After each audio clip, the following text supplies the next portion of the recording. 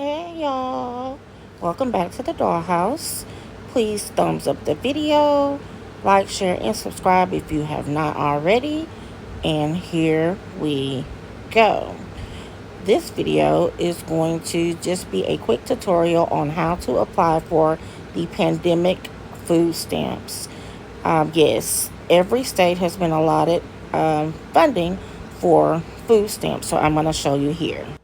So you will start with a simple, quick Google search for pandemic Lone Star or food benefits in your state. I live in Texas, so I did apply for P-EBT in Texas, and it did pull up your Texas benefits, and it brought up the first page of the application. It's a really short, brief application. The qualifications part of the application and eligibility is really simple. If your child was attending a school that was closed or delayed in start due to the pandemic or had reduced hours for more than 5 consecutive days, which mostly everybody did. So your answer to that would be yes, of course.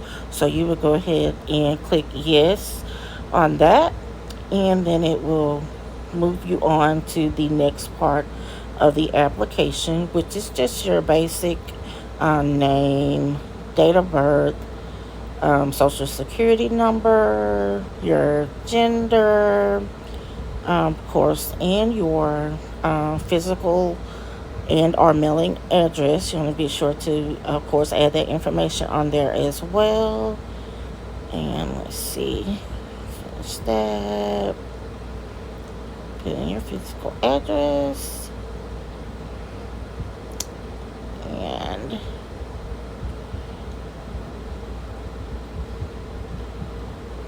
see,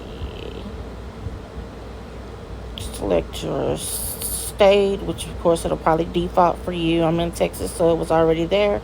Put in my zip code, and ask for email address. Of course, if you'd like to provide that, I think that is a way of communication with you that is a lot quicker than going by mail. So if you do have an email address that you'd like to share with the state, please enter that there.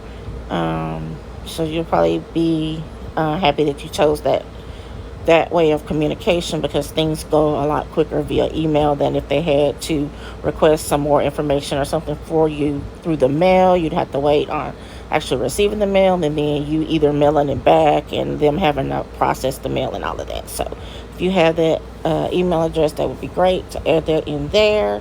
Of course, you want to put in a good phone number. You don't have to put a different number for a daytime number. If that's the only number you want to use, that will be fine. Then you will go on to answer the next few questions about your household, and then you'll begin to list your children's, and you'll need for them of course, their name and date of birth, their social security number, and on here it does ask for the child's student ID. But when I did it, I was able to skip that section, and it did not flag me as an error. So I think mainly what they would need is that child's social security number and date of birth in the school district that they're in.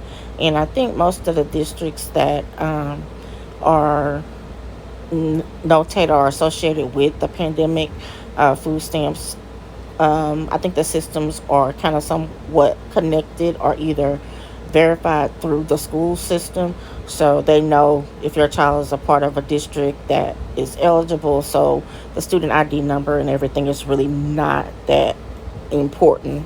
I mean, you can process the application without having that information on hand right there. So you'll want to go ahead and complete the part for the child. If you have more than one child, you will see the add a child button there that's in green. And what I'm doing here is just selecting the county in which the school that my child is enrolled in, of course, which would be Jasper. I just selected a generic one because I made up an application here. But if you wanted to add a child, you would hit the green, and then it will pull up a default, and you just put in what you put in for the first child, and you do that for each child that you have. And if you have just one child, then you would just go simply to the next part to close out the application, which would be your signature part. And you just certify that all of the information that you provided is true and complete to the best of your knowledge. Type your name, and then it will give you a like security phrase or something to that nature. You know how they give you that encryption numbers to make sure you're not a robot. So you'll have to look at that and type in what you think that you see. And once you type that in there in that box, then you would simply submit that application. If it's correct, it will say it was submitted successfully. And then if they need anything else from you, they will notify you via the contact information that you provided. Thanks so much for watching. Have a great